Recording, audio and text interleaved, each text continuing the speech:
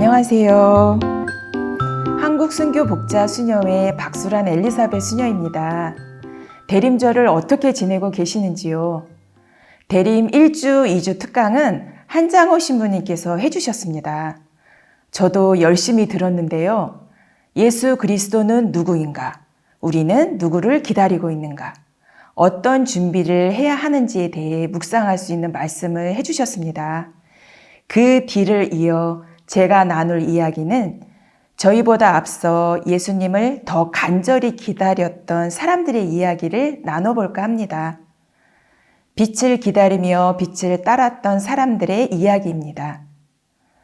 하느님 사랑에 응답하신 예수 그리스도의 십자가 사랑이 너무도 좋아서 그 길을 따라 살고자 순교의 길을 걸으셨던 순교자들의 이야기. 그 순교자들의 삶을 잇고자 또 순교의 맥을 잇고자 최초의 한국인으로 수도회를 창설하신 박유룡 신부님.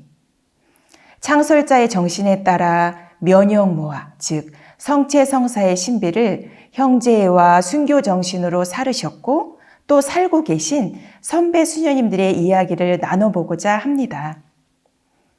첫 번째 이야기, 사제를 기다렸던 사람들. 지금으로부터 240여 년 전으로 올라가 볼게요. 1700년대쯤일 겁니다.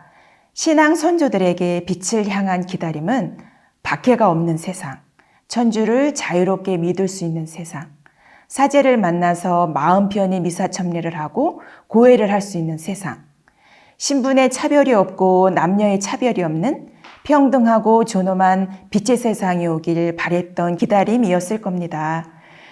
그 중에서도 가장 간절했던 기다림은 이 땅에 사제를 보내달라는 것이었어요. 목마른 자가 마실 것을 찾아 헤매이듯 가뭄에 지친 사람들이 비를 기다리듯 그렇게 애타는 마음으로 천주님께 은총을 베풀어 주시기만을 기다리고 있나이다 라고 기도하면서 그 간절함을 담아 편지를 썼습니다. 이 편지는 조선 신자들이 로마에 계시는 교황님께 전하는 편지였습니다. 한 구절을 읽어볼게요. 비록 우리나라가 바다 한 구석에 있는 조그만 나라이긴 하오나 그래도 저희들은 교황님을 직접 만나 저희들의 마음을 전하고 싶은데 산을 넘고 바다를 헤쳐나갈 수레와 배편이 없어 그렇게 할 수가 없사옵니다. 1811년에 쓰신 편지입니다.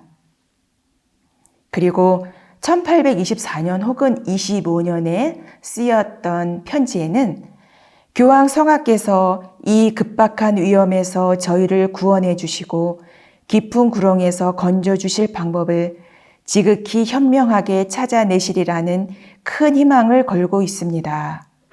라고 편지를 썼습니다. 조선 신자들이 교황님께 보낸 두 차례의 편지는 조선 교회가 중국 교회에서 분리되어 독립된 대목구를 설정하는 데 중요한 역할을 했습니다. 이러한 노력의 결과로 1831년 9월 9일 조선 대목구 설정 소칙서가 반포되었지요. 그날을 한번 상상해 보고 싶었어요. 그날 1920년 전 조선 반대편 로마 성모 마리아 대성전에서 반포된 이 소식은 당시 그곳 사람들에게 그리 궁금하지 않은 관심 있는 소식은 아니었을 듯합니다. 하지만 한 사람만큼은 마치 조선인처럼 기뻤을 것입니다. 얼마 전 교황으로 선출된 그레고리오 16세. 그는 조선 신자들이 보낸 편지를 직접 받은 사람이고 부르기에르 주교가 조선 선교사를 자원하는 편지를 받아 전했던 카펠라리 추기경이었기 때문이었어요. 조선 교회에 큰 희망이 이루어지길 간절히 기도했던 추기경님이 바로 교황으로 선출된 것입니다. 얼마나 영광스럽고 기뻤을까요? 다음은 두 번째 이야기입니다. 조선 입국을 기다렸던 사람들. 그 후부터 5년 후 1836년쯤 조선을 사랑한 푸른 눈의 사제 한 분이 12월 바로 이맘때쯤 빛을 기다리는 조선의 신자들을 향해 조선 입국을 시도하고 있었습니다. 샤스당 신부님의 서한을 읽어보겠습니다. 신부님께서는 저에게 조선으로 가겠다는 고집스러운 생각을 버리라고 하셨는데 조선 입국이 불가능하면 신부님의 의견이 옳았다고 인정하겠습니다. 그러나 조선 입국은 불가능한 것이 아닙니다. 조선 신자들이 아무리 가난해도 저는 조선으로 가는 일을 포기하지 않겠습니다. 굶어 죽을 지경이 되어도 괜찮습니다. 드디어 저는 12월 25일 예수성탄 대축일이라는 뜻깊은 날에 조선 앞 관문에 무사히 왔습니다. 천주님께서 허락하시면 오늘 밤 닭이 울기 전에 관문을 통과하여 1월 1일에 조선에 들어갈 것인데 조선에서 되돌아 나오는 일이 없기를 바랍니다.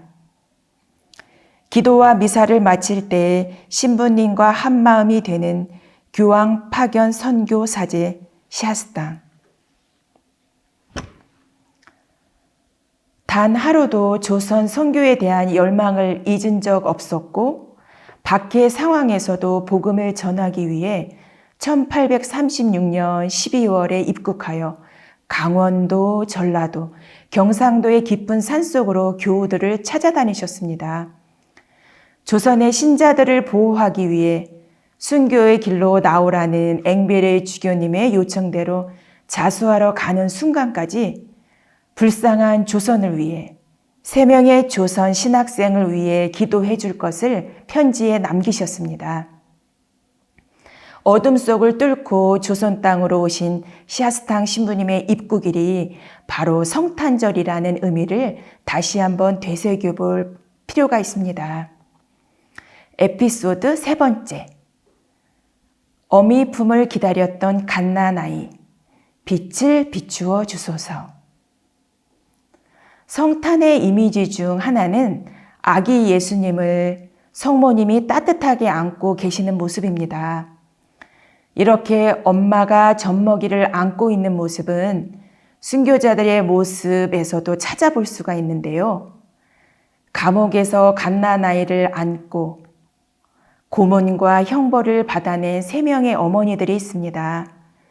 젖먹이는 어미 품을 기다리고 어미는 하느님의 뜻을 기다리는 힘든 고통의 순간이었을 겁니다.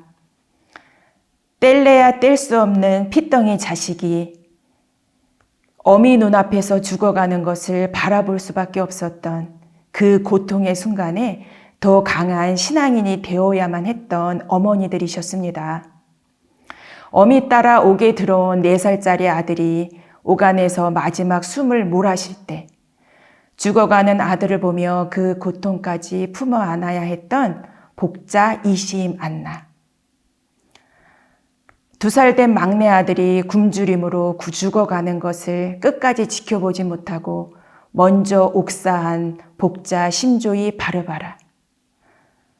젖먹이 막내 아들이 배가 고파 우는데 젖은 나오지 않고 그렇게 굶어 죽어가는 아기를 보며 차라리 배교하고픈 갈등 속에서도 굳건히 신앙을 지킨 복자 이성례 마리아. 이시 만나 심조이 바르바라 이성례 마리아에게 가장 큰 고문은 어린 자식을 죽음에서 지켜볼 수밖에 없었던 것이었고 큰 기쁨은 어린 생명을 하느님께 봉헌한 것이었습니다. 천주를 알게 된 후 가족, 친지와 고향을 떠났고 죄인이 되어 온갖 문초를 받아야만 했습니다. 신앙은 지켰으나 내 목숨보다 더 소중했던 어린 자식은 죽음에서 지키지 못했던 어머니들의 기도입니다. 이 잠시 지나가는 목숨을 보존하려고 참된 생명과 영원한 행복을 이룰 수 있겠습니까? 짧은 모자의 인연이었기에 더없이 소중하고 더없이 아프고 더없이 자식을 봉헌하기 힘들었음에도 불구하고 더 강한 신앙의 어머니가 되신 분들입니다. 네 번째 이야기. 독립, 평화를 외쳤던 사람들. 100년 전쯤 사람들은 그 시대에 어떤 빛을 기다리고 있었을까요? 1900년대 일제강점기라는 시대적 상황 속에서 당시 어르신들은 일제강점기 전 시대를 살아오신 분들이기에 나라의 주권이 빼앗긴 현실에 참담함을 느꼈을 것이고, 젊은 10대, 20대의 젊은이들은 태어나 보니 이미 식민지라는 현실이다 보니 부모가 이전에 겪었을 온전한 나라의 개념을 제대로 인지하지 못했을 것이고, 긴 박해 후 얻게 된 신앙의 자유 또한 얼마나 소중한지 크게 느끼지 못하는 세대였을 것입니다. 각기 다른 세대가 혼란의 시대를 어렵게 살아가는 시대였지요. 어떤 학자는 일제강점기를 이렇게 표현합니다. 길 가다가 이유 없이 뺨을 맞아도 화도 낼 수 없었던 시대라고요.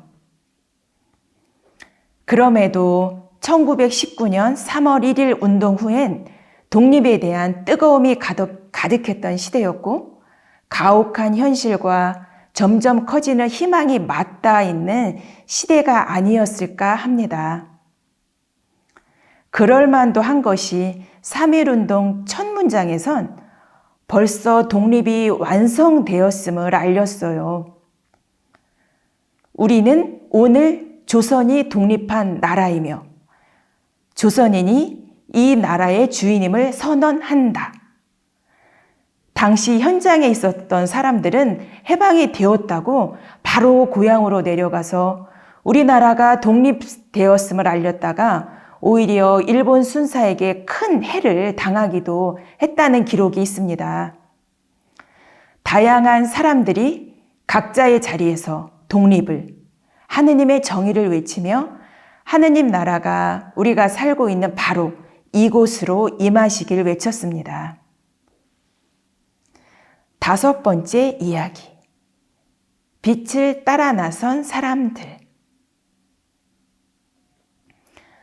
1910년 당시 한국 천주교회는 주교님이 프랑스인이었고 파리 외방 정교회 사제 47명, 한국인 사제 15명이었습니다. 총 62명 정도였을 겁니다. 1917년에는 신학교 입학생이 68명이 되었어요. 입학생 68명 중 유난히 나이가 많았던 학생이 있었습니다.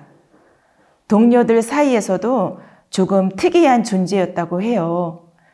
그 학생은 다른 학생들보다 영어와 라틴어를 잘했고 장난도 싸움도 잘했다고 합니다.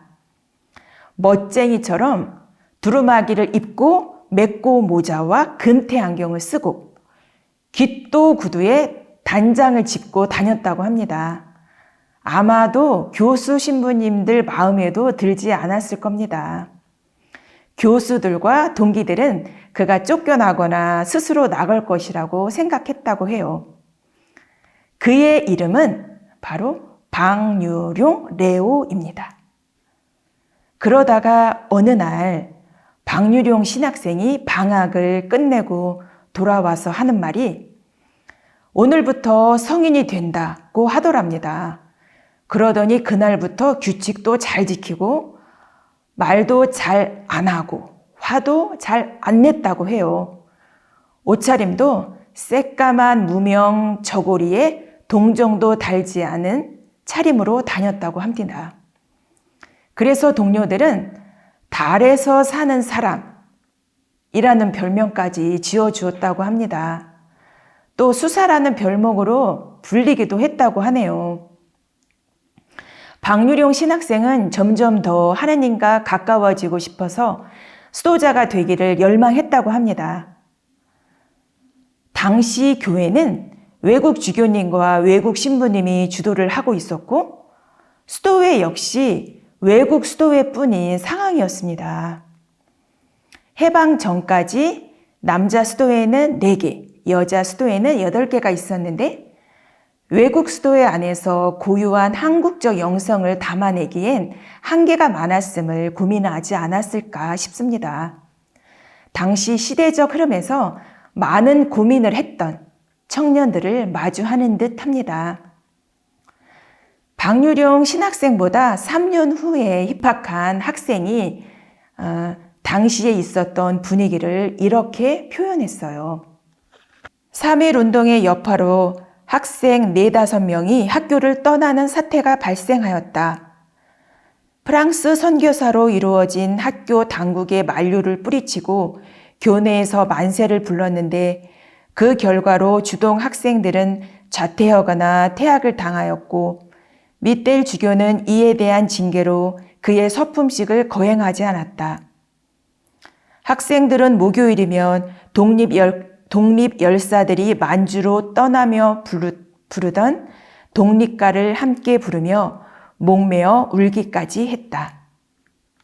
이러한 시대를 살며 1930년 10월 26일 박유룡 신부님 포함 6명이 사제 서품을 받게 됩니다. 박유룡 신부님은 훗날 해방이 되자마자 맞이하는 첫 부활절에 한국인으로서 최초로 한국인을 대상으로 한국 순교자들의 맥을 잇는 한국 순교 복자 수녀회를 창설합니다. 그리고 한국 순교 복자 성직 수도회, 한국 순교 복자 빨마 수녀회를 청설하여 복자 대가족의 사부님이 되십니다. 신부님의 성함인 유자와 용자를 제 나름대로 해석을 해볼게요. 박유룡 신부님은 태어났을 때 조부께서 용이 출현한다, 용의 특성을 지녔다란 뜻을 지닌 유룡이라는 이름으로 지었다고 합니다. 궁금해지더라고요. 저희 사부님에게 용의 특성이 있나? 이거를 어떻게 찾아볼까 해서 저만의 방법으로 찾아봤습니다. 중국에서 가장 오래된 한자 자전인데 지금 사용하는 한자의 오리지널 뜻을 찾아볼 수 있는 책입니다. 이 책을 보니 우리가 사용하는 한자는 처음 가졌던 뜻이 변형되어 다른 뜻으로 사용하고 있는 것들이 있더라고요. 있다는 뜻의 유, 자의 원래의 뜻은 있어서는 안 되는 일이 생겼다라는 의미에서 있어서는 안 된다라는 뜻이라고 합니다. 달은 해의 빛으로 자신의 빛으로 삼기 때문에 오로지 있는 것은 빛이요, 빛 없이는 달은 존재할 수 없고 존재해서는 안 된다는 뜻이랍니다. 저는 이걸 읽으면서 저 나름대로의 해석으로 창설 신부님이 말씀하신 무아의 개념이 더 이해가 되었습니다. 유자는 나의 존재는 하느님 빛으로만 존재하는 것, 하느님의 빛 없이는 나는 존재할 수 없는 것, 나는 하느님의 빛으로 빛을 삼기 때문인 것이죠. 용자에 간머리를 얹으면 은총할 때의 총이라는 것도 알게 되었습니다. 용자에도 달월자가 있고 설립자, 그리고 동물을 상징하는 글자로 되어 있는데 설립자는 땅을 딛고 서 있는 사람이란 뜻이고 우변 글자는 동물 중 우두머리인데 숨을 수도 있고 나타날 수도 있고 아주 작아질 수도 있고 아주 커질 수도 있고 아주 길어질 수도 있고 아주 짧아질 수도 있다는 뜻이 있다고 해요. 저 나름대로의 해석으로 들어가자면 창설 신부님께서 말씀하신 점성정신, 작지만 결코 작지 않은, 드러낼 수 있으나 가장 낮게 낮추고 커질 수 있을 만큼 아주 작아질 수 있으니 점성정신이 가장 큰 정신이다라는 뜻이 아닐까 생각해 봤습니다. 유룡, 즉 아주 작은 정신으로 조화를 이루어 하느님의 빛으로서만 세상에 존재하는 자, 스스로를 무아라하신 말씀을 더 깊이 이해하기 위한 저 나름의 시도였습니다.